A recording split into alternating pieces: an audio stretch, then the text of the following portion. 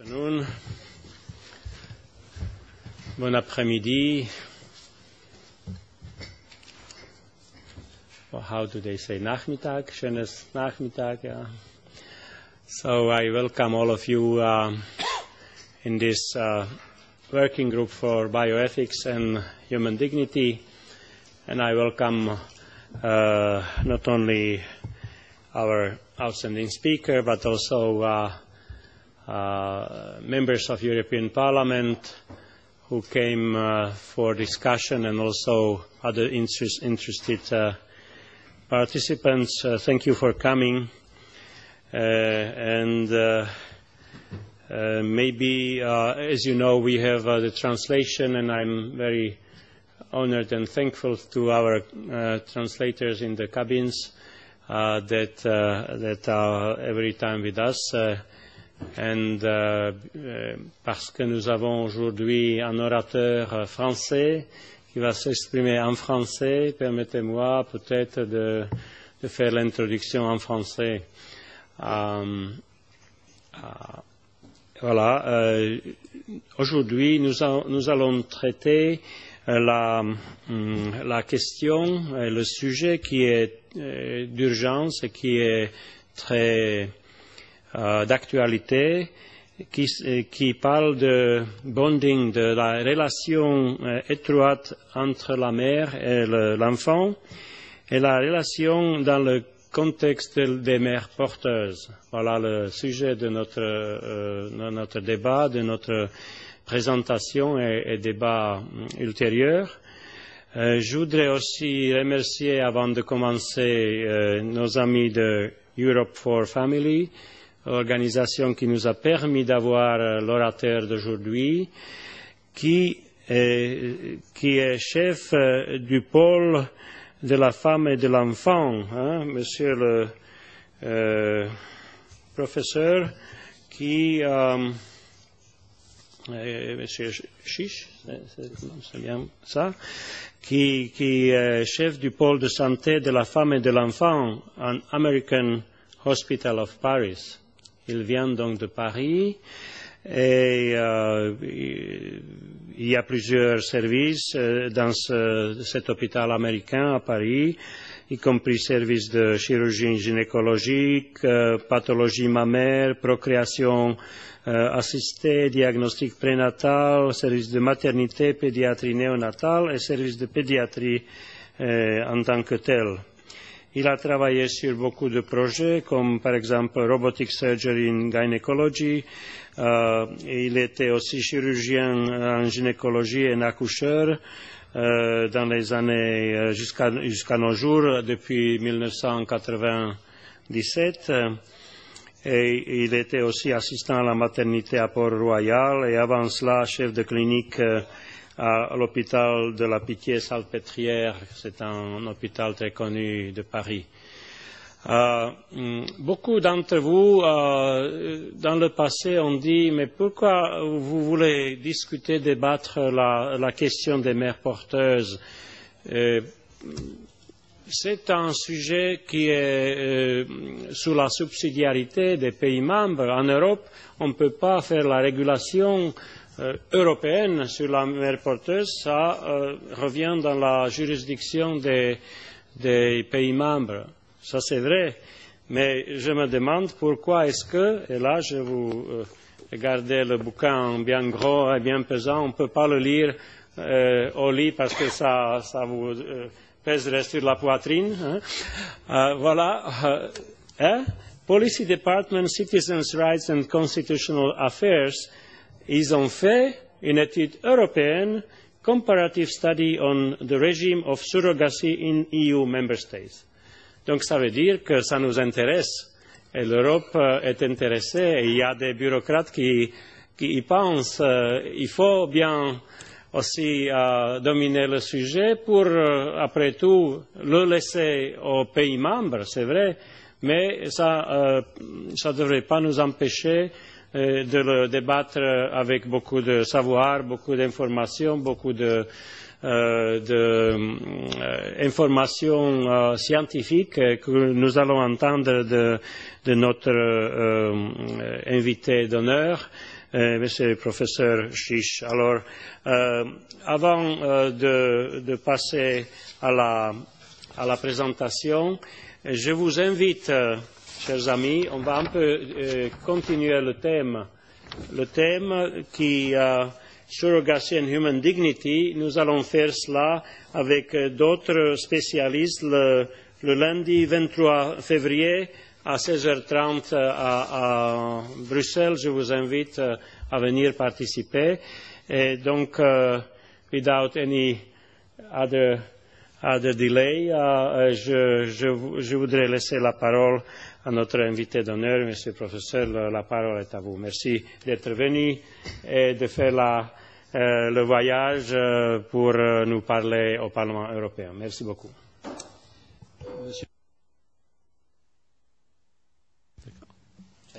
Monsieur le Président, Mesdames et Messieurs les députés, Mesdames et Messieurs, je vous remercie d'abord de m'accueillir ici. C'est une première pour moi. Ce n'est pas très habituel qu'un chirurgien gynécologue obstétricien encore en exercice se retrouve dans les arcanes du Parlement européen et je suis extrêmement honoré d'être parmi vous.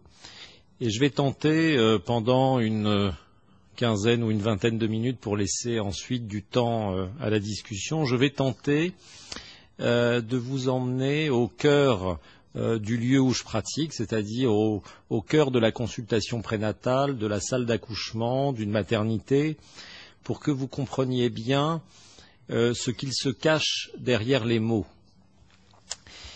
Un auteur très connu de la littérature française, Albert Camus, disait qu'à mal nommer les choses, on accroît le malheur du monde.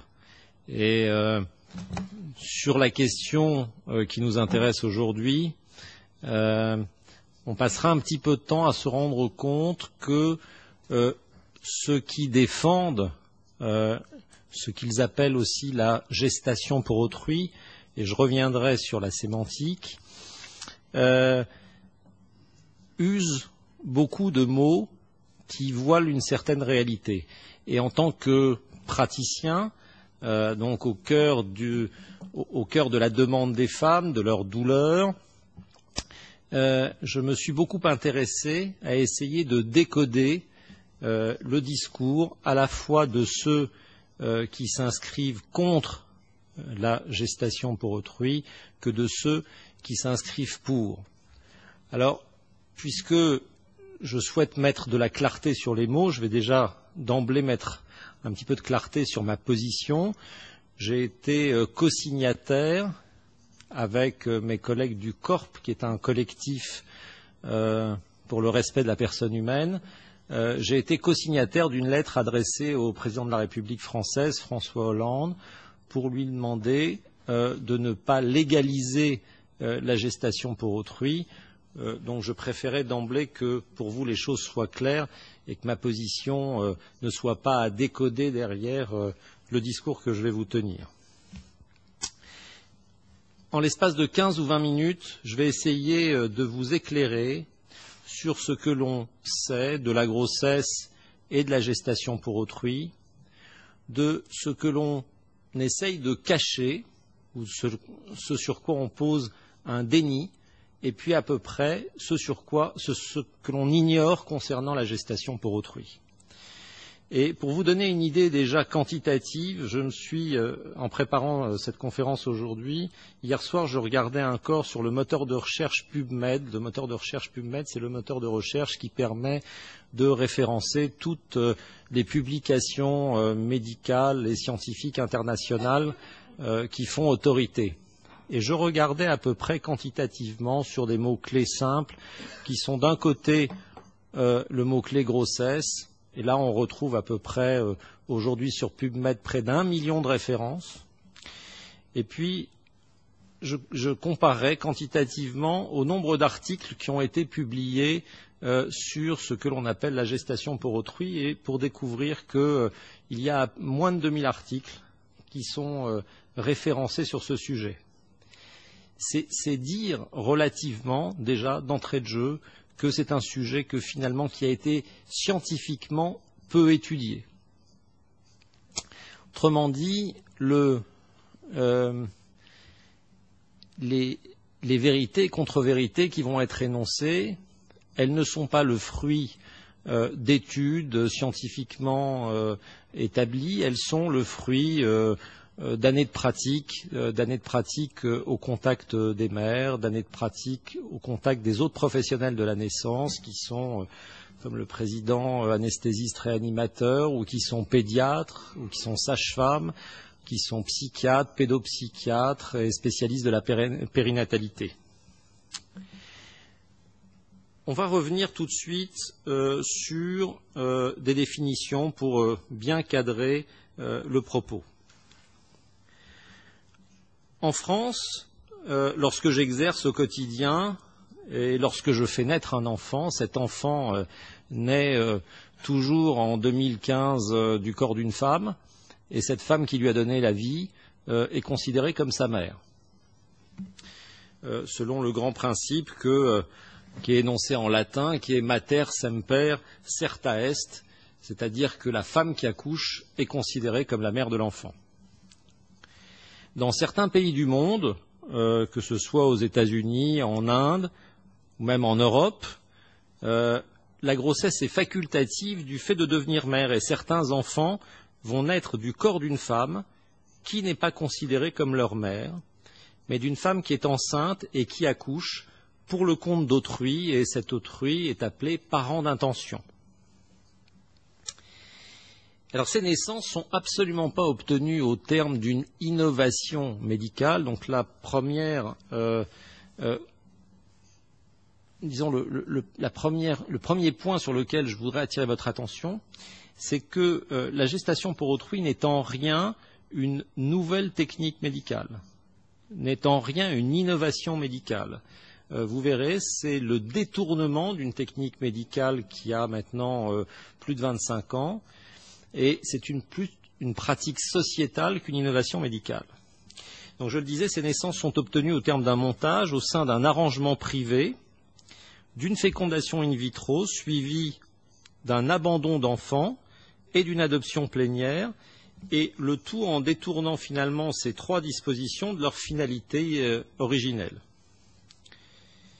Alors, ce montage porte plusieurs noms selon que l'on cherche finalement à cacher ou non la réalité, et le plus souvent, effectivement, dans la langue française, ce montage est appelé GPA.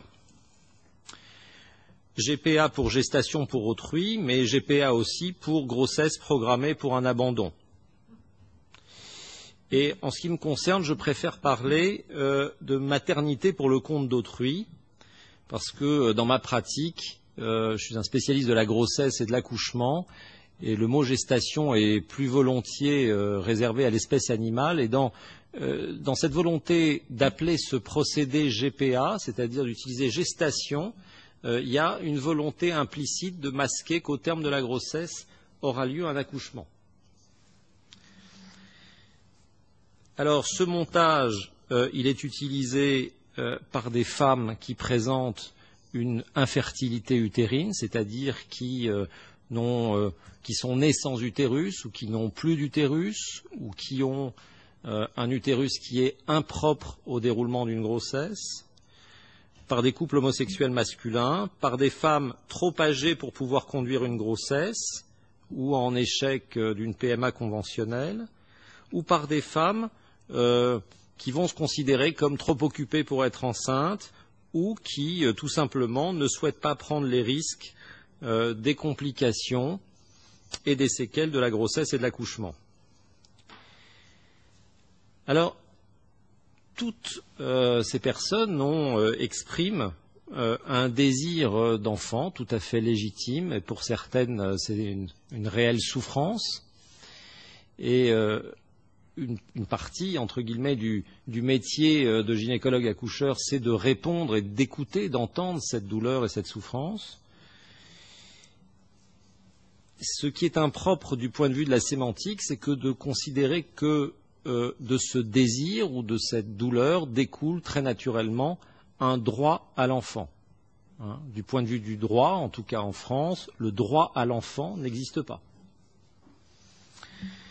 mais c'est souvent, entre guillemets, pour légitimer le fait d'aller jusqu'à la GPA qu'on parle de droit à l'enfant. Or, le présupposé est faux, il n'existe pas de droit à l'enfant.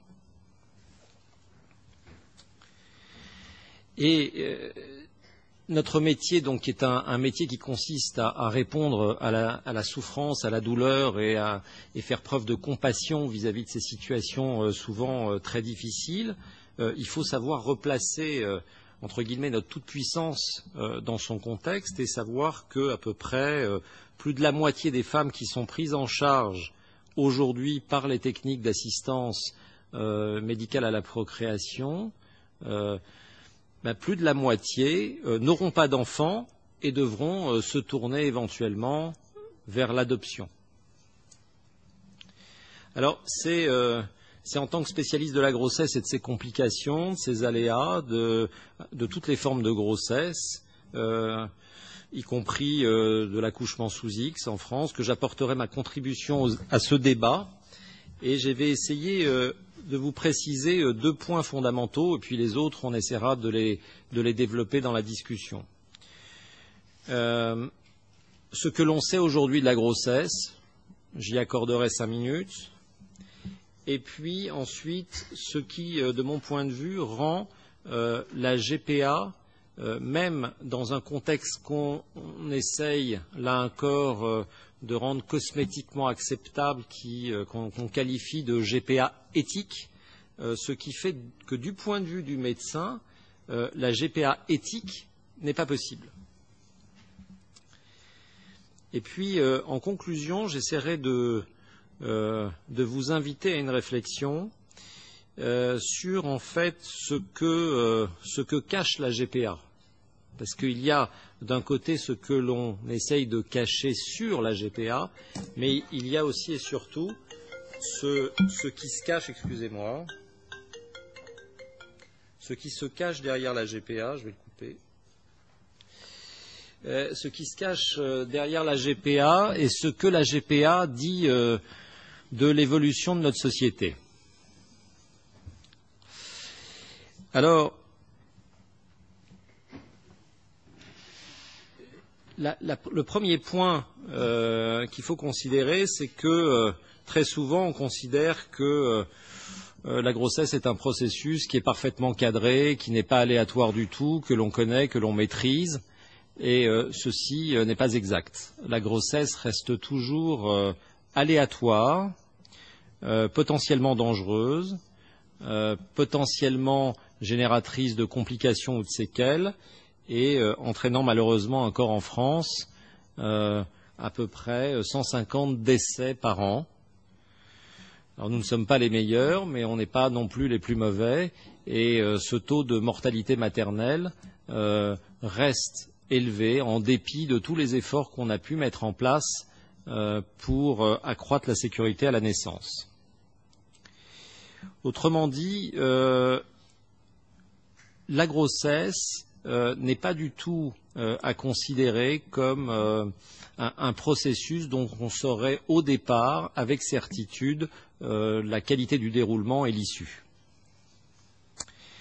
Deuxièmement, la grossesse pour une femme ne peut pas être réduite à l'utérus. C'est une expérience qui va,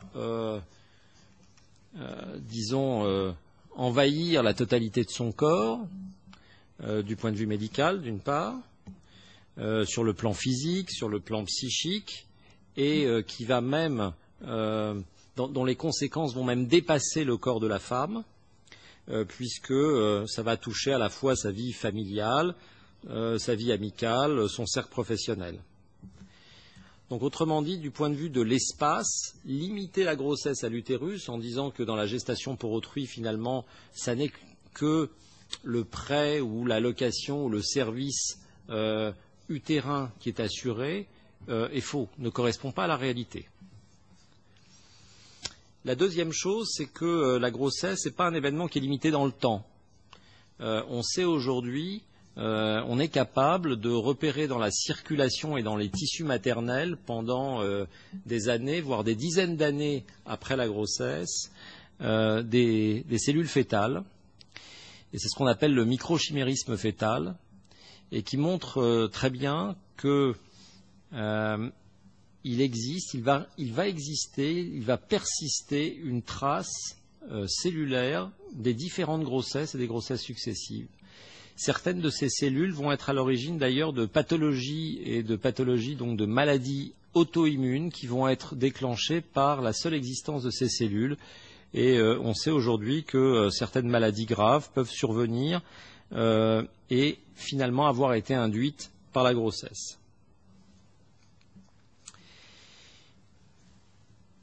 La maternité ne peut pas être considérée non plus comme un transport.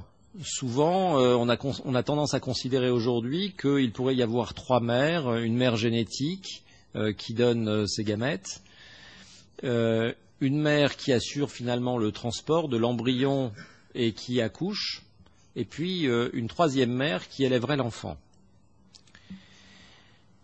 Ça ne peut pas être considéré comme un transport parce que l'on sait depuis très longtemps qu'il existe pendant la grossesse d'énormes relations entre la mère et l'enfant. Il y a d'abord des passages cellulaires, des passages de facteurs humoraux, de facteurs endocriniens entre la circulation maternelle et la circulation fœtale, des passages d'anticorps.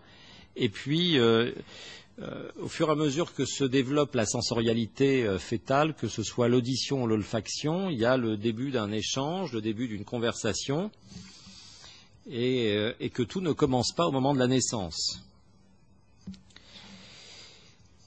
Et ce qui est très étonnant, c'est de voir que, alors que les connaissances concernant le développement de sa sensorialité fœtale et les potentialités du fœtus à communiquer avec sa mère, alors que ces connaissances vont, en devenant de plus en plus nombreuses, on a tendance à dévaloriser l'accouchement, la grossesse, et au prix, on le verra dans la conclusion, de la survalorisation du génétique finalement. Comme si ce passage entre le stade de l'embryon jusqu'au moment de l'accouchement était finalement un stade mineur dans le développement de l'humain. Alors, il est vrai que le métier d'obstétricien, je vous l'ai dit au départ, c'est de répondre à la douleur, à la compassion des femmes, et j'ai pu... au début de mon exercice, à l'époque où j'étais chef de clinique à la maternité Port-Royal, avoir la tentation de la GPRA. Et je raconte souvent l'anecdote de cette femme que j'ai vue arriver en urgence, qui avait rompu la poche des os très prématurément, et dont l'échographie avait révélé à la fois, malheureusement, la mort du fœtus qu'elle portait, mais en plus, une mauvaise implantation du placenta, un placenta qui s'insérait à travers la paroi utérine, qui allait jusque dans la vessie. Et le seul traitement, la seule solution de sortie de cette situation pour préserver la vie de cette mère, qui a d'ailleurs fait 2 arrêts cardiaques au bloc opératoire, a été de commencer par retirer le fœtus de l'utérus, mais ensuite de retirer l'utérus du corps de la mère. Et donc la sanction définitive était que cette femme ne pouvait plus avoir d'enfant, autrement qu'en en adoptant un. On était dans les années 95-96. Et déjà à l'époque, il existait des agences en Californie qui permettaient à des femmes de rentrer en contact avec d'autres femmes qui acceptaient de porter pour elles un enfant. Et je me souviens à l'époque, devant à la fois l'impuissance que je devais ressentir au chevet de cette patiente et d'autre part probablement un sentiment contrebalancé de toute puissance qu'ont souvent les chirurgiens en début d'exercice, je me souviens lui avoir parlé de cette solution et j'y trouvais à l'époque comme une espèce de solution de sortie, disons, élégante, en rapport avec le geste de mutilation que j'avais dû faire pendant cette nuit de garde. Mais c'était avant d'avoir réfléchi sur le sujet. Alors, les femmes qui n'ont pas d'utérus, finalement, elles ne sont pas très nombreuses. Et elles représentent à peu près une femme sur 500. Et globalement, on peut considérer que si on devait limiter la gestation pour autrui aux femmes qui n'ont pas d'utérus, ça concernerait à peu près une 50aine de cas en France. Donc on voit bien que de ne favoriser la gestation pour autrui qu'au bénéfice de ces patientes-là ce n'est pas intellectuellement très honnête. D'autre part, si vous avez suivi, là cette fois-ci, l'innovation médicale des derniers mois, vous avez dû voir qu'en Suède commencent à se développer des possibilités de transplantation utérine et que actuellement une femme a accouché, certes prématurément, mais elle a accouché quand même d'un enfant vivant à 33 semaines d'aménorrhée, grossesse qu'elle avait pu conduire grâce à la transplantation d'utérus de sa mère. Et là, actuellement, 6 femmes enceintes, toujours dans la même équipe, à Göteborg, sont suivies et sont sur le point de terminer leur grossesse. Et il est possible que cette technique se développe et qu'elle sorte pour l'instant du champ, on va dire, de l'expérimentation médicale et devienne une solution, une porte de sortie pour l'infertilité d'origine utérine qui, il est vrai, aujourd'hui, connaît moins de solutions et de ressources, et n'en connaît même pas d'ailleurs, en dehors de cette transplantation utérine, que l'infertilité d'origine ovarienne ou l'infertilité d'origine tubaire pour laquelle la fécondation in vitro a été développée. Alors, je pense que vous connaissez, vous avez dû voir les images assez effroyables de la GPA telle qu'elle est pratiquée en Inde. Et je ne vais pas m'appesantir sur cette forme-là de GPA parce que j'imagine que dans la pire hypothèse qui serait celle de la légalisation de la GPA, par exemple en France, on serait quand même très loin du modèle indien où on voit une ville entière d'ailleurs qui pratique le commerce de la GPA et où certaines femmes sont parquées dans des immeubles où on retrouve plusieurs femmes enceintes dans toutes les chambres de cet immeuble et où elles sont isolées de leur famille, etc., avec un modèle qui évoque davantage le modèle des Lebensborn que le modèle d'un progrès, qu'il soit sociétal ou scientifique. Et je vais essayer en revanche, la GPA existe sous d'autres formes aux États-Unis, elle existe aujourd'hui aussi en Angleterre, elle existe en Israël, elle existe en Grèce, et je vais essayer simplement de vous montrer pourquoi dans la pratique, c'est très compliqué d'imaginer une GPA éthique.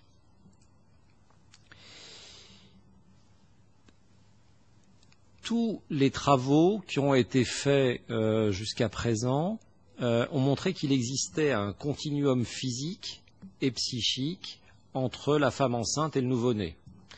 Et dans toutes les maternités modernes, aujourd'hui, on pratique ce que l'on appelle le pot à pot, c'est-à-dire que dès qu'un enfant naît, on le met sur le ventre de sa mère et on le laisse longtemps sur le ventre de sa mère. On ne lave plus d'ailleurs les nouveau-nés à la naissance pour qu'il y ait un continuum olfactif entre la mère et l'enfant. Et quand on doit soigner cet enfant, on développe dans toutes les maternités modernes ce qu'on appelle des unités kangourous, c'est-à-dire des solutions qui permettent de soigner l'enfant dans la chambre de sa mère. Et la couveuse est placée juste à côté du lit de sa mère pour éviter de rompre ce qui paraît primordial, c'est-à-dire le lien entre la mère et l'enfant qui, comme je vous l'ai dit auparavant, ce lien s'est constitué pendant la grossesse. Et on a aujourd'hui beaucoup de preuves scientifiques pour montrer qu'au-delà du génétique, il y a un double modelage qui s'opère pendant la grossesse, modelage de l'enfant, et c'est tout ce qui concerne le chapitre de ce qu'on appelle l'épigénétique, c'est-à-dire que l'enfant peut avoir le patrimoine génétique qu'il a, ce patrimoine sera modelé par les interactions avec la femme qui le porte. Et modelage aussi de la mère, parce qu'il y a des interactions dans l'autre sens entre le fœtus et la femme qui le porte. Tout ça pour revenir sur le fait que il n'y a pas la grossesse ne peut vraiment pas être considérée comme un transport. Et d'ailleurs, le meilleur exemple dans la pratique, c'est que lorsque je suis une patiente, par exemple, qui est enceinte à la suite d'un don d'ovocytes, donc qui est enceinte d'un embryon qui n'est pas génétiquement le sien, je la convainc et elle découvre, elle le vit même, que c'est la grossesse et l'accouchement qui vont faire d'elle une mère. Et quand bien même cet enfant ne porte pas son patrimoine génétique, elle est la mère de l'enfant, dans la conception que l'on a de ce qu'est la maternité. Et il me paraît très difficile pour un obstétricien d'expliquer une chose et son contraire, c'est-à-dire d'expliquer à une femme qui serait enceinte suite à un don d'ovocytes qu'elle va devenir, grâce à la grossesse et l'accouchement, l'enfant, la mère de cet enfant, et puis d'expliquer éventuellement à la patiente qui se présenterait juste après elle, qui serait cette fois-ci une mère porteuse, qu'elle peut désinvestir psychiquement sa grossesse sans que ça ait aucune conséquence ni pour elle, ni pour le devenir de l'enfant qu'elle porte.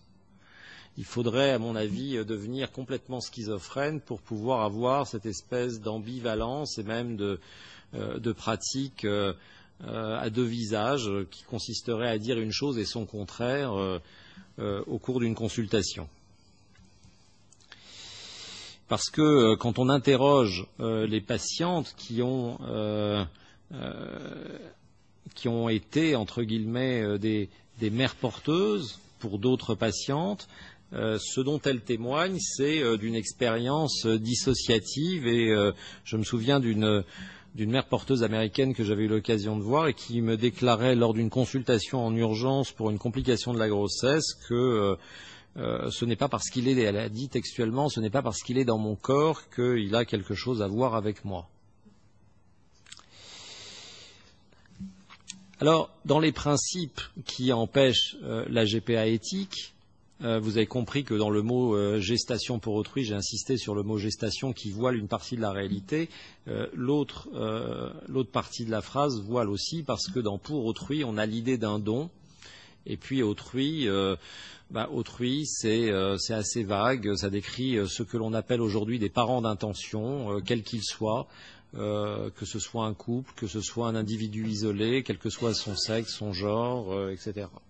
Donc il y a une volonté sémantique, on va dire, de brouiller un peu les cartes. Il y a un autre aspect qui me paraît très, très important à considérer, c'est que dans cette entreprise, on ne peut pas nier ou on ne peut pas ignorer qu'il y a une mise en danger de la vie d'autrui. Alors, mise en danger à la fois de la mère, puisque comme je vous l'ai dit en introduction, la grossesse est un événement aléatoire qui peut mal tourner, et mise en danger, en tout cas potentielle, de la vie de l'enfant, puisque cet enfant pour lequel finalement on organiserait un abandon à la naissance, c'est-à-dire en fait une rupture de la continuité physique et psychique avec la femme qui l'a porté, eh bien on n'est pas en mesure aujourd'hui d'être capable de mesurer, on n'est pas en mesure de dire exactement quelles seront les conséquences à la fois du point de vue physique mais surtout du point de vue psychique dans le développement de cet enfant. Et il me paraît difficile, compte tenu du peu de choses que l'on sait finalement, et puis fort de l'expérience de situations aussi dramatiques que celle qui est le déni de grossesse, pour un obstétricien, ça me paraît assez compliqué de s'aventurer dans la prescription, l'organisation d'un déni de grossesse expérimental, et puis de considérer vraiment comme neutre le fait de demander à une femme de ne pas investir psychiquement dans l'enfant qu'elle porte.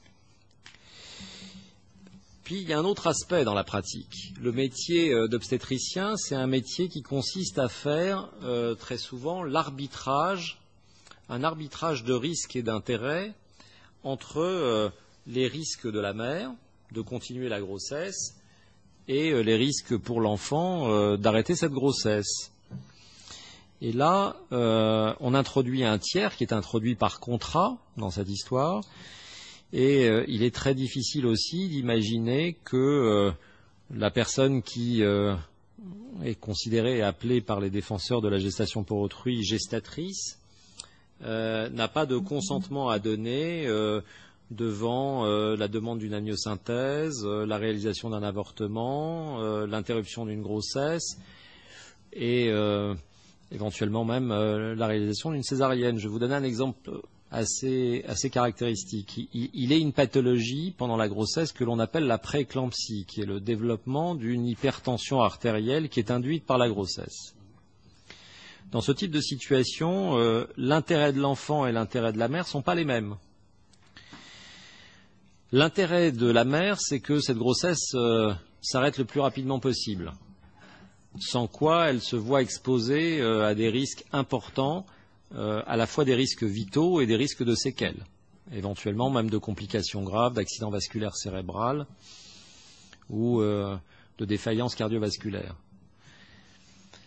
L'intérêt pour l'enfant, c'est de rester le plus longtemps possible dans le ventre de sa mère quand cette complication survient au cœur du 3e trimestre de la grossesse. Et donc, lorsque la femme qui porte entre guillemets son enfant dans la situation classique de la grossesse, je dirais que c'est jamais facile de décider, mais c'est quand même beaucoup plus facile de décider puisque dans cet arbitrage de risque, il y a quand même une confluence d'intérêts puisque la mère qui va accoucher est quand même la mère de l'enfant. Qu'est-ce qui va advenir lorsque la femme qui va accoucher ne sera pas la mère de l'enfant et lorsque les parents dits d'intention, finalement, sont les principaux commanditaires de cet enfant? Est-ce qu'ils n'auront pas tendance à essayer d'exiger de l'équipe médicale, c'est déjà ce qui se passe aux États-Unis par exemple, de prendre un petit peu plus de risques pour la mère finalement et pour en prendre un peu moins pour le fœtus qu'elle porte? Donc vous voyez dans cette simple situation extrêmement fréquente, quasi quotidienne de conflit d'intérêts entre la mère et l'enfant, qui est déjà très compliquée à gérer dans la pratique quotidienne et à arbitrer, elle me paraît totalement inextricable dans le contexte d'une GPA. Et puis, je vais essayer de conclure en essayant de vous expliquer ce qui se cache derrière la GPA. Parce que finalement, qu'est-ce que c'est que de vouloir une gestation pour autrui? C'est vouloir un enfant, certes, mais on peut vouloir un enfant et l'obtenir autrement que par une GPA. Vouloir un enfant par GPA, c'est vouloir un enfant de ses propres gènes. C'est donner une prééminence manifeste aux génétiques.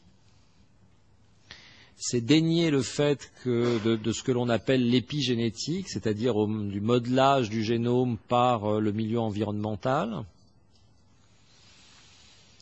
Et c'est faire prendre finalement à une autre, à un tiers, un risque vital ou un risque de complications potentielles, parce qu'on considère que le désir que l'on porte est légitime et que ce désir-là, ce désir d'avoir un enfant de ses propres gènes, finalement est supérieur à tous les autres risques. Alors cette prééminence de la génétique, finalement c'est quelque chose que l'on voit aussi émerger au même endroit que là où sont développées les premières gestations pour autrui, c'est-à-dire en Californie. Cette prééminence du génétique, c'est ce qu'on voit se développer dans le mouvement transhumaniste.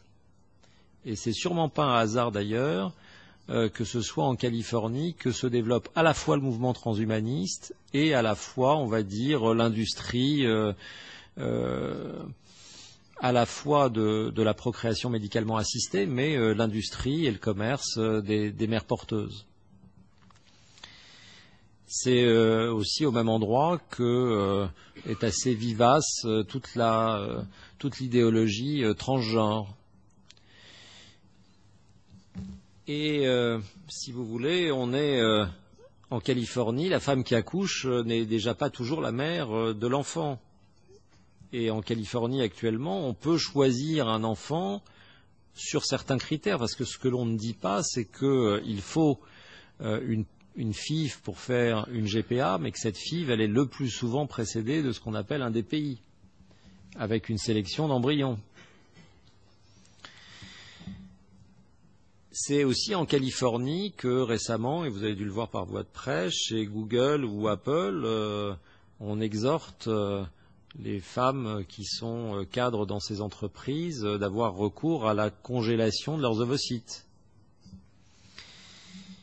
Et c'est cette tentation qui existe à cet endroit du globe et qui est en train de se diffuser, d'essayer demain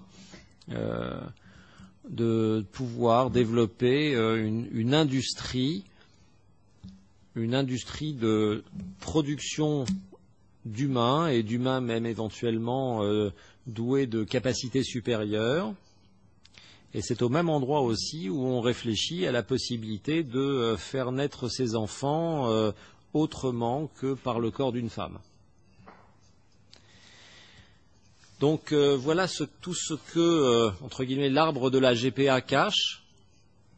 J'ai essayé de vous expliquer que la grossesse n'était pas qu'un transport, qu'au cours de cette grossesse s'opéraient des échanges qui étaient fondamentaux, qu'à l'occasion de l'accouchement, il y a un continuum psychique et physique à préserver pour préserver toutes les potentialités de cet enfant qui naît, que la pratique de la GPA, c'est à la fois rendre disponible le corps humain du point de vue légal, c'est mettre en danger la vie d'autrui, c'est contraire au principe de précaution élémentaire, que c'est un sujet qui est mal connu.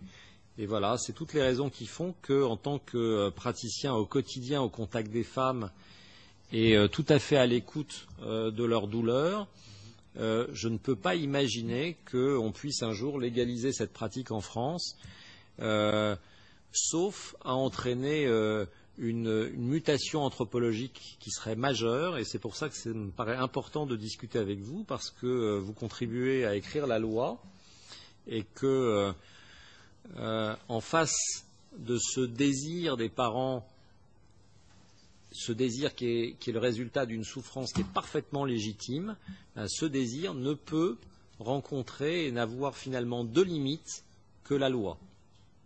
Voilà, je vous remercie. Merci beaucoup.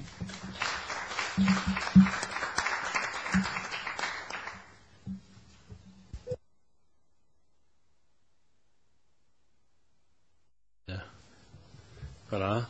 Merci beaucoup. Merci infiniment pour votre présentation fort intéressante. On a presque oublié de respirer, tellement c'était intéressant. Moi, j'ai appris un tas de choses, étant médecin, mais quand même, vous êtes spécialiste en gynécologie obstétrique et vous nous avez apporté beaucoup d'approches d'informations scientifiques et de l'intérieur de votre spécialisation, et nous vous en remercions. Et vous avez conclu par une remarque tout à fait logique. Oui, c'est ici qu'on débat sur les lois, propositions de loi. J'ai dit que, heureusement, l'Europe ne peut pas légiférer pour tous les 28 pays membres en adoptant un seul texte qui serait régulateur pour tous les pays et valable dans tous les pays de même manière. Dans ce cas, les pays membres ont le droit de légiférer séparément, et c'est le principe de subsidiarité dans les lois qui portent à la santé publique. Voilà. Mais on a dit au début, il faut se munir d'arguments et d'informations pour un débat qui ne va pas tarder certainement de s'amener ici même au Parlement, mais aussi dans les pays membres. Et c'est un peu notre devoir d'apporter la somme d'informations et aussi les approches à la fois médicales, scientifiques et à la fois éthiques parce que ça touche à l'existence même de l'être humain. La procréation, la naissance, la grossesse et tout cela, c'est vraiment quelque chose qui a été présent dans la vie de tous que nous sommes ici. Nous étions bien conçus, nous étions portés, nous étions nés et nous étions aimés par nos parents. Voilà. Alors c'est un peu la question. J'ai voulu donc, s'il vous plaît, chers collègues et d'autres présents, si vous avez des questions, posez-les maintenant. J'aurai peut-être encore 2 questions supplémentaires moi-même et après votre intérêt exprimé. Dr. Liese, collègue de l'Allemagne. Yeah, merci, Miroslav. Thank you very much. It was very important and very interesting. Unfortunately, I had to go out and in, so I missed a little bit. So maybe if you have your presentation or your speech in a written form, it would be of benefit for me. I just want to underline one point that you made, that all these efforts, including surrogate motherhood, are motivated because we want to have a genetic, a child that is carrying our genes. I think that's natural, that's clear. I have a son, and if people say he looks like you, I'm proud and I like it. But on the other hand, we have to ask, in this case and in many other cases, how far would we go? What kind of thresholds would we overcome to guarantee that we have a child with our own genes? As you said, there are many other possibilities to have a child, but that wouldn't be the child with their own genes. When you adopt a child, it is not the same. But there may be cases where it is not possible to have a child with your own gene without reproductive cloning. You know, currently many people say reproductive cloning is unacceptable. It seems to be a consensus. But imagine a couple which cannot have a child with their own genes because, for example, the father doesn't produce any germ cells because of a disease. And he wants desperately to have a child that has his own genes. This could also be an argument for the reproductive cloning. And this example shows that we have to be careful. You know, it's a natural wish to have a child that carries the genes and that looks like you or similar. But this cannot justify all the side effects that we have in surrogate motherhood, that we have in many other technologies and which we would also have in reproductive cloning. I think one has to spell out how far this goes, and that's why limitations also by law are justified.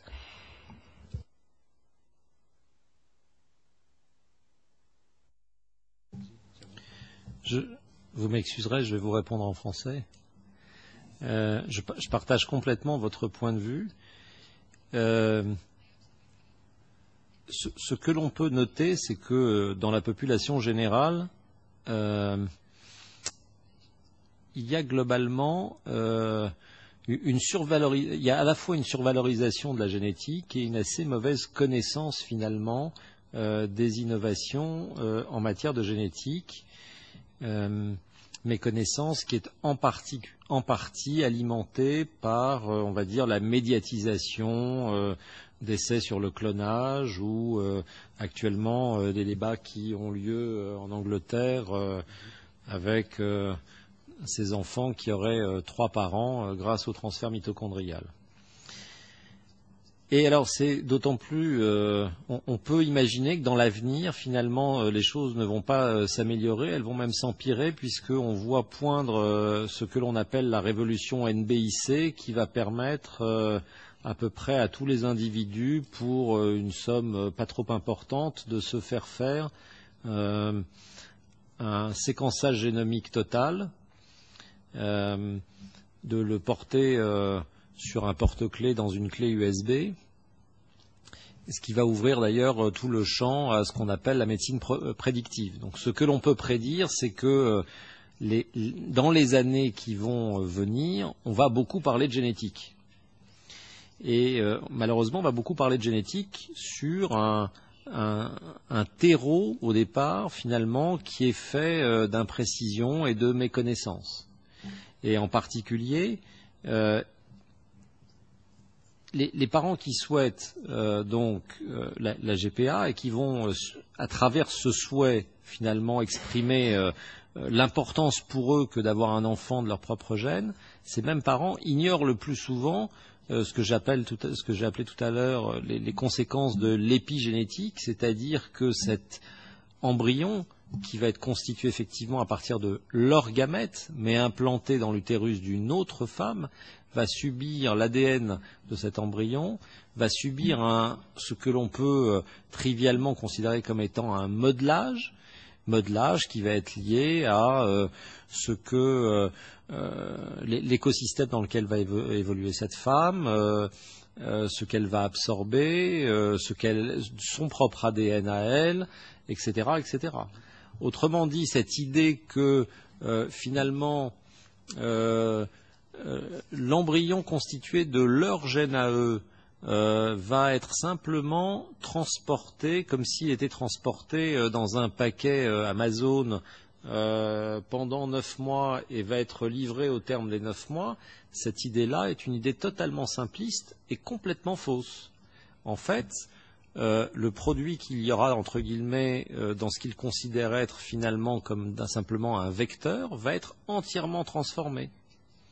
Et donc cet enfant qu'ils considèrent être un enfant de leur propre gène est un enfant, certes au départ de leur propre gène, mais dont le génome aura été modifié, ou en tout cas dont l'épigénétique aura considérablement modifié. Donc déjà, je pense que si les gens savaient que la GPA ne permet pas cet enfant, entre guillemets, de leur propre gène tel qu'ils l'imaginent, finalement la demande serait peut-être moins importante. Et il y a un gros effort à faire, je pense, dans l'éducation des populations en matière de génétique et d'information. Voilà. Merci beaucoup. D'autres collègues voudraient se prononcer? Non?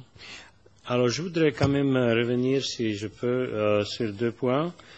Je n'ai pas compris au début de votre présentation. Bon, vous avez dit, et je partage totalement avec vous, le fait que, légalement parlant, il n'y a pas le droit à l'enfant. Il n'y a pas le droit à l'enfant. Donc, dans la société moderne, actuelle, il y a quand même une prépondérance dans l'approche dans tous les secteurs de notre vie, public ou privé, de posséder, d'avoir, d'acheter. Si j'ai de l'argent, alors je me poserai la question qui pourrait me empêcher d'avoir quelque chose au magasin. Alors j'ai l'argent, j'ai le pouvoir d'achat, voilà, je l'achète. Et je crois que cette attitude est en quelque sorte transférée dans tous les secteurs de notre vie, y compris la famille. Et donc, vous avez bien expliqué qu'il y a quand même des cas où les femmes, certaines femmes, ne peuvent pas physiquement avoir un enfant parce qu'il y a une atrophie de l'utérus ou même pas même une inexistence de l'utérus, donc de la, comment est-ce qu'on dit en français, l'utérus, vous dites l'utérus, oui. Parce que c'est quand même un mot latin ou quelque chose, je ne savais pas si c'est le même en français. Voilà, donc il n'y a pas ce droit, mais vous avez dit, mais la moitié de toute façon n'aurait pas des enfants et ils devraient adopter. Je n'ai pas compris quelle moitié. Aujourd'hui, dans les service d'assistance médicale à la procréation, les couples qui se présentent avec on va dire un certain nombre de variétés d'infertilité. D'accord ? Il y a des femmes qui viennent avec une infertilité tubaire, ovarienne, et peu qui viennent consulter pour une infertilité d'origine utérine. Je parlais de la globalité finalement. Face à la globalité de la demande d'enfants dans un centre de PMA, on sait très bien que globalement on va arriver à satisfaire que la moitié de la demande. Voilà. Est-ce que vous pouvez préciser pour nos participants comment en fait on fait dans la PMA, dans le service PMA, donc procréation médicalement assistée, quelle est vraiment la prose, quelle est l'approche? On fait la super ovulation de la dame qui demande, on fait venir par exemple dans un terme précis d'ovulation, mettons 6 à 8 oocytes matures qui vont être prélevés. Est-ce qu'après on fait vraiment, mettons 8 embryons dans ce service et après on en prend un pour le mettre dans l'utérus de la dame qui demande? C'est exactement ça, c'est-à-dire que c'est exactement ce que vous avez décrit, une procédure de fécondation in vitro. C'est au départ une stimulation de l'ovulation, mais c'est une stimulation assez forte de l'ovulation de telle manière à obtenir ce qu'on appelle une polyovulation, c'est-à-dire plusieurs ovocytes. Ces ovocytes, dès qu'ils vont être arrivés à maturation, on va les prélever. C'est un petit geste chirurgical sous une courte anesthésie. On va en prélever à peu près une dizaine ou une douzaine. On va obtenir en laboratoire la fécondation puisqu'on a un recueil simultané du sperme.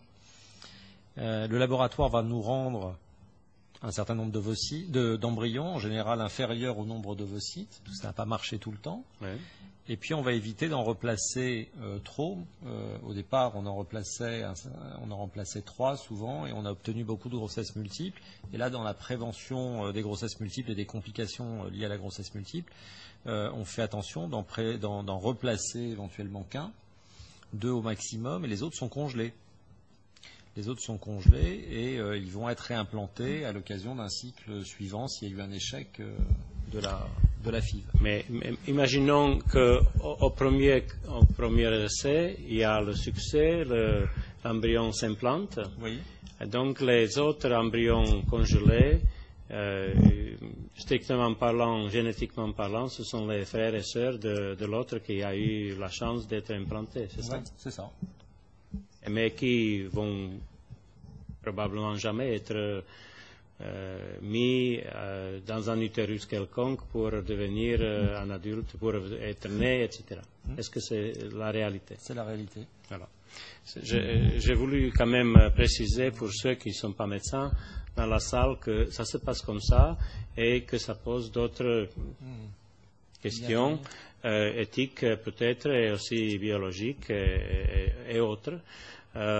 Malgré le fait que je porte à l'attention des présents que l'embryon, même avant la naissance, quelconque, y compris l'embryon congelé, de point de vue héritage, c'est un héritier.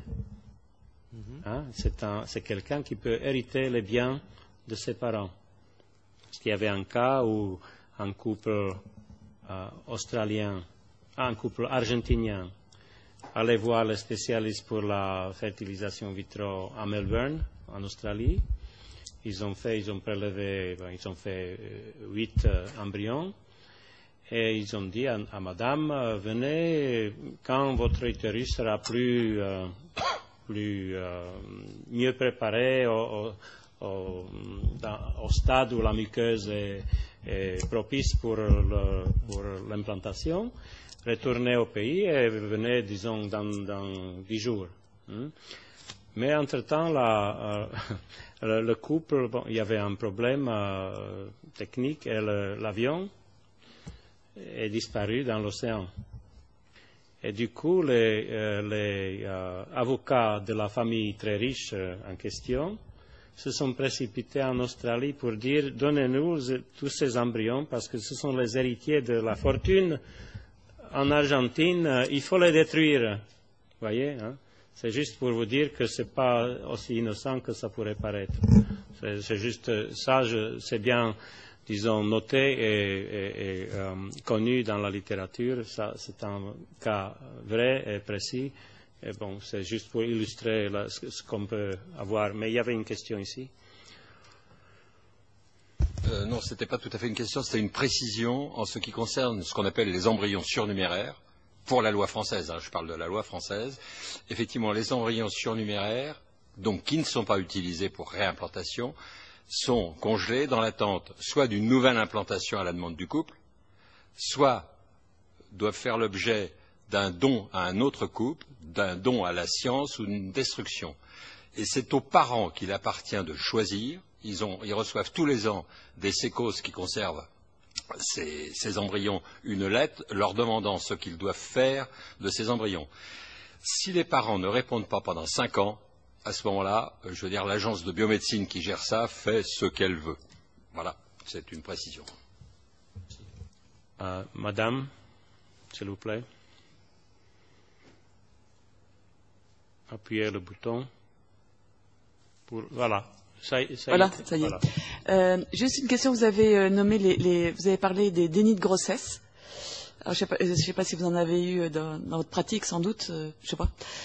Mais en rapport avec la GPA, donc il y a des femmes qui n'investissent pas leur grossesse parce qu'elles savent même pas qu'elles sont enceintes. Elles vont l'investir souvent en fin de grossesse quand même, mais et ça peut dire sans doute quelque chose sur le désinvestissement pour vous ou quand vous y avez fait. J'ai fait une référence au déni de grossesse pour expliquer que ce que l'on demande finalement à la femme qui porte la grossesse à l'occasion d'une GPA, c'est de faire un déni de grossesse expérimental, c'est-à-dire de ne pas investir psychiquement sur l'enfant qu'elle porte. Et alors, c'est encore plus pervers que ça, puisque dans les clauses des contrats américains, elles ont la possibilité éventuellement de changer d'avis après l'accouchement, pendant un petit laps de temps. Ce qui donne une idée de ce que peut être l'ambivalence de ces femmes qui vont au départ ne pas s'investir, mais qui pourraient décider finalement de changer d'avis. De la même manière d'ailleurs qu'on a vu récemment, ça n'a rien à voir avec le déni de grossesse, mais par rapport à cette ambivalence, je crois que c'était au mois de septembre, cette affaire absolument terrible de ce couple qui avait commandité une GPA, c'était une grossesse multiple. Il y a un des deux enfants qui portait une trisomie 21 et cet enfant-là, il n'en voulait plus, ils n'ont pris que l'autre. Mais bon, pour revenir au parallèle, ce que j'ai simplement voulu dire, c'est qu'on connaît les effets terribles du déni de grossesse. Personnellement, moi, j'en ai vu qu'un dans ma carrière, mais j'ai eu l'occasion d'écouter Israël Nizan lors du procès de Madame Courgeot à Tours, puisque j'étais dans la salle de la cour d'assises.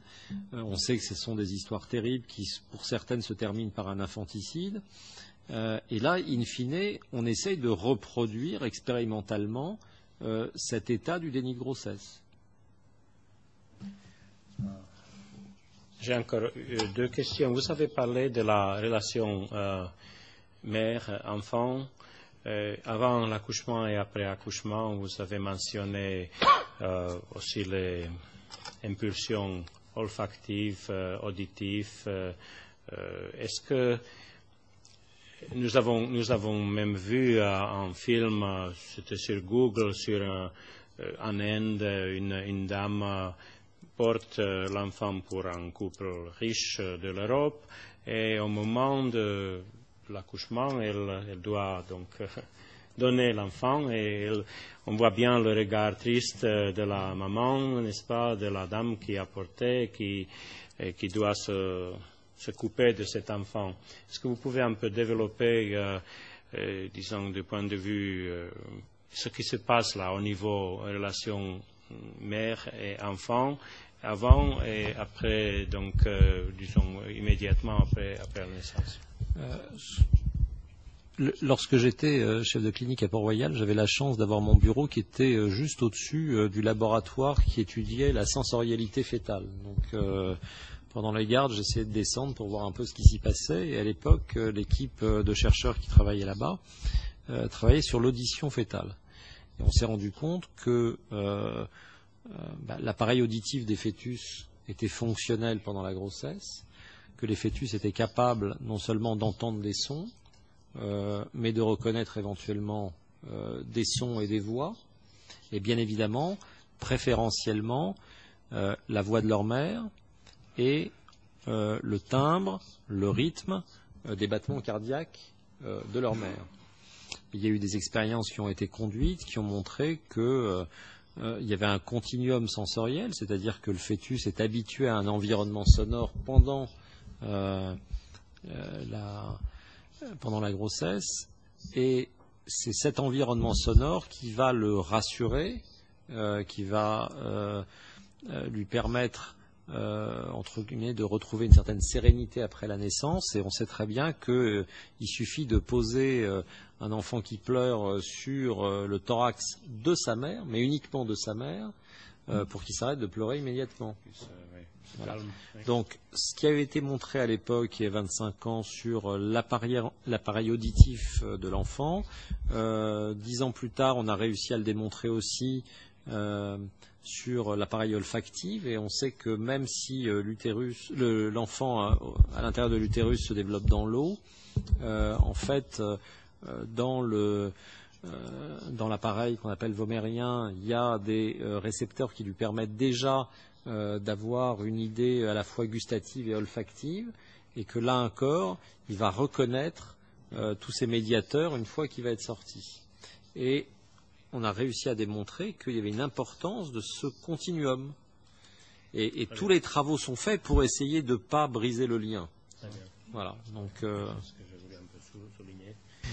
merci beaucoup. Mademoiselle, vous voudrez poser une question, s'il vous plaît? Yes, I would like to hear a clarification. You mentioned that the surrogate mother can change her mind in a short period in the States. I would like to... I'm a little surprised because she's not actually genetically the mother. And there's another thing. What are the other options for a child that is rejected by the parent, by the genetic parent, after it's born, like if it's disabled or other reasons? What can happen to a child like that? Dans les contrats, aujourd'hui, dans les contrats de mère porteuse, on laisse dans certains contrats la possibilité à la mère qui a porté l'enfant de se rétracter, de garder l'enfant alors que génétiquement il n'est pas le sien. Ça, c'est la première chose. Et puis, de briser le contrat. Inversement, aujourd'hui, rien ne protège l'enfant qui est dans l'utérus d'une gestatrice, entre guillemets, du changement d'avis des parents d'intention. Soit qu'ils ne veulent plus finalement aller au terme du projet, soit par exemple qu'ils se séparent pendant la gestation, soit qu'ils ne sont pas satisfaits. Admettons que cet enfant, par exemple, naisse dans des conditions difficiles. Alors aux États-Unis, on s'arrange pour que ce ne soit pas le cas, puisque les mères porteuses sont le plus souvent, entre guillemets, l'objet de césarienne. Mais admettons que cet enfant naisse même par césarienne dans ce qu'on appelle une situation de souffrance fœtale aiguë, avec des séquelles neuropsychiques importantes. On peut imaginer que les parents d'intention n'est pas finalement le produit conforme à leurs désirs et décident, comme pour un produit manufacturé, de ne pas le prendre, de l'abandonner.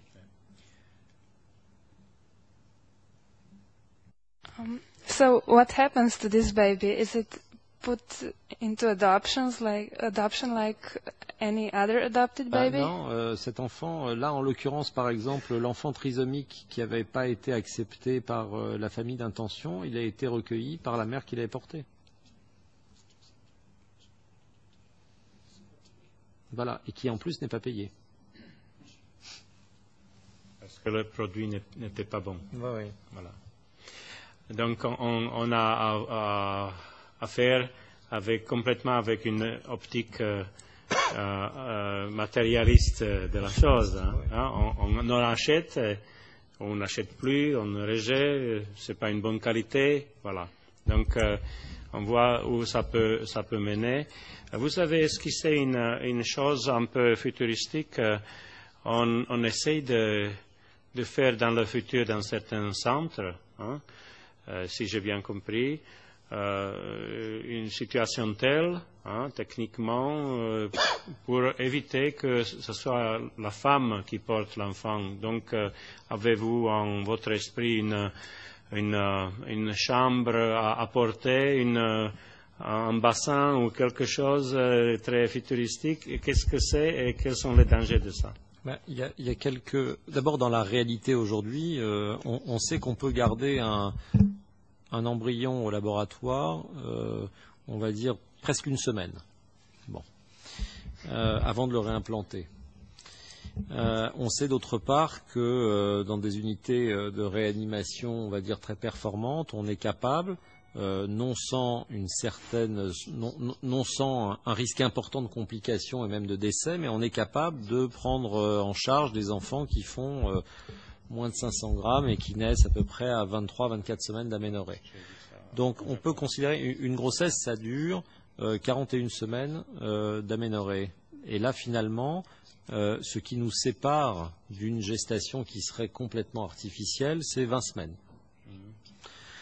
Il est possible qu'à l'échelle du siècle dans lequel on est en train de vivre, on arrive à grignoter un corps finalement sur la possibilité soit de réanimer plus tôt, soit de garder les embryons un peu plus tard. Et puis petit à petit, on va réduire ce gap et certains chercheurs fantasment sur ce qu'on appelle l'utérus artificiel. Alors pour en avoir discuté récemment avec Jacques Testard, lui n'y croit pas. En revanche, lui pense que d'ici 20 ans, il y aura une dissociation complète entre la sexualité et la reproduction, c'est-à-dire que les enfants ne seront plus conçus dans l'aléa d'un rapport sexuel, mais que tous les enfants seront conçus par procréation médicalement assistée, y compris les enfants des couples qui ne sont pas infertiles.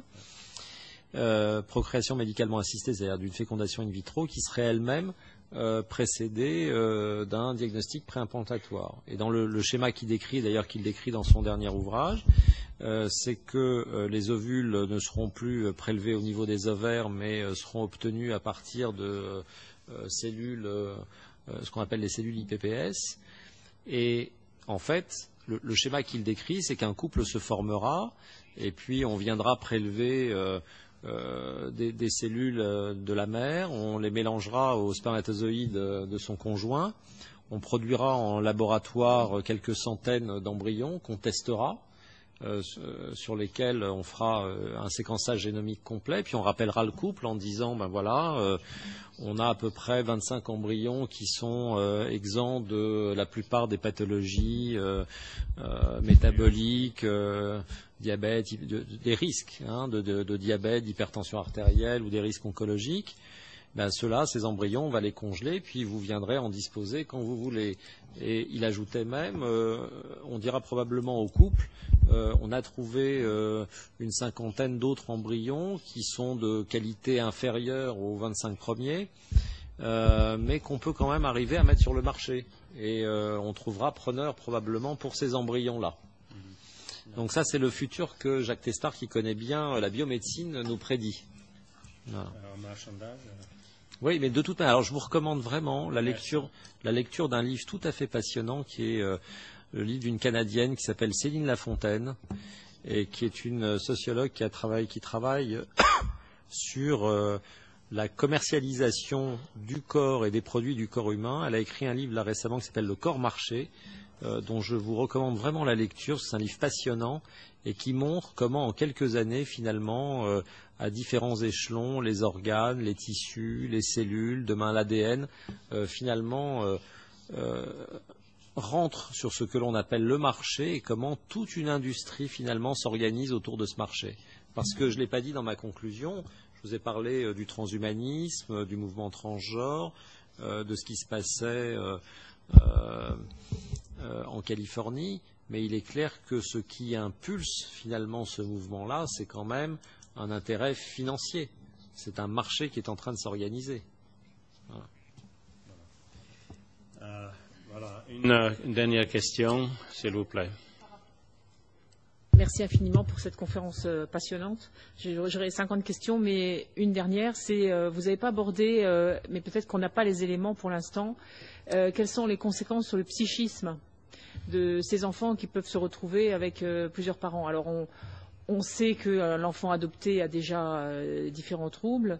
On sait aussi que dans des familles traditionnellement tribales, effectivement, un enfant peut avoir être élevé par un oncle etc., tandis que ses parents biologiques ne restent pas ses vrais parents.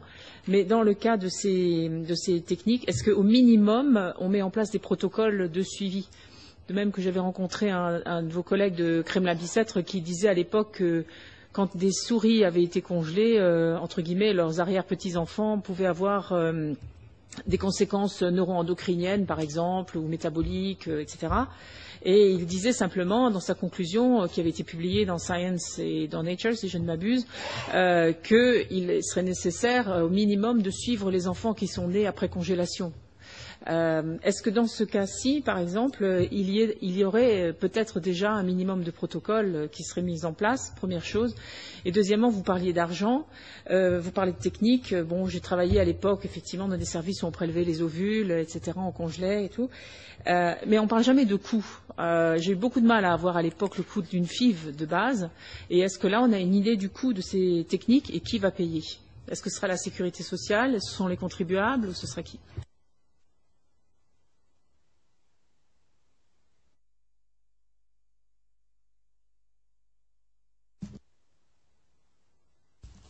Oui. Sur la première question, le premier volet de votre question, sur les conséquences, on va dire, psychiques, quand on interroge à la fois les pédiatres, les psychiatres, les psychanalystes, tous les gens qui sont un peu spécialisés dans le domaine de la périnatalité, ils considèrent que l'épreuve de la GPA, c'est l'épreuve d'une séparation originelle, d'un deuil originel, c'est un trauma originel et que de toute manière, il est impossible par rapport à ce que l'on sait d'imaginer que cette séparation sera sans effet sur le psychisme de ces enfants. Il est probable que, comme dans tous les traumas précoces, certains feront preuve de résilience. Mais on est incapable de dire aujourd'hui ce qu'il en est. Il y a quelque chose que l'on tait aussi assez volontiers, c'est qu'on demande souvent à ce que les femmes qui se prêtent à ça aient elles-mêmes des enfants. On n'est pas non plus en mesure de préciser exactement le retentissement sur les enfants que cette femme a déjà du fait de voir leur mère conduire une grossesse et ne pas rentrer à la maison avec l'enfant qu'elle a porté, avec toutes les interrogations que ça peut supposer sur le rôle du père dans cette entreprise-là, sur la capacité de la mère finalement à avoir, entre guillemets, vendu cet enfant-là plutôt que... et sur le risque d'être, entre guillemets, vendu soi-même. Donc tout ça, ça ouvre un champ d'interrogation. Et ce que je disais en préambule, c'est qu'on ignore beaucoup plus de choses en matière de GPA que l'on ne sait. Donc en général, en médecine, quand on ignore, quand on ne sait pas, on s'abstient. Et là, il y a une telle pression du marché que le marché pousse le médecin à faire tout en ignorant. Donc c'est toute la problématique. Le deuxième volet, c'est que bien évidemment, aujourd'hui, la GPA, c'est à peu près toujours le même schéma, c'est-à-dire ce sont des femmes riches qui font porter leur embryon par des femmes pauvres. C'est un peu comme ça que ça se passe sur le globe. Et pour vous donner une idée, une GPA aujourd'hui, ça coûte à peu près $100 000. 100 000. Ouais. 100 000, et on peut considérer qu'il y a moins de $20 000 qui reviennent, parce qu'il y a beaucoup d'intermédiaires. Et il y a moins de $20 000 qui reviennent vraiment à la femme qui a porté l'enfant.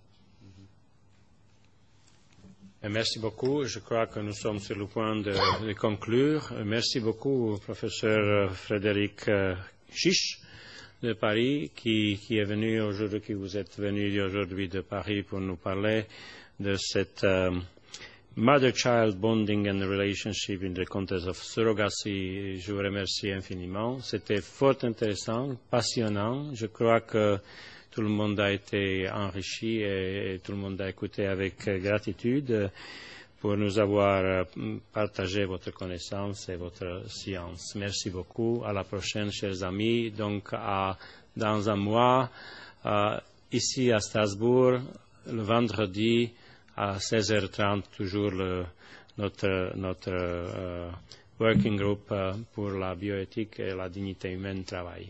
Venez la prochaine fois. Merci beaucoup. Merci de m'avoir accueilli.